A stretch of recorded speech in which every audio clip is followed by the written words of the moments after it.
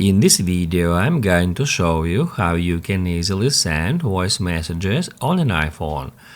Be sure to watch the video to the very end so you don't make any mistakes. Let's get started and first off, open up Messages app.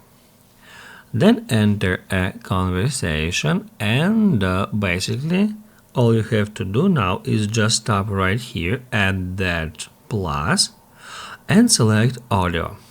Once you tap at audio, it will start recording your voice message. So I'm just gonna tap on it and now I can record my voice message. Once it is done, we need to tap right here at stop button. We'll be able to tap at play to listen to it. And then once we are ready to send it, we can tap right here at that button, or we can tap at that cross button to remove it and maybe to record new one. To send voice message, tap right here.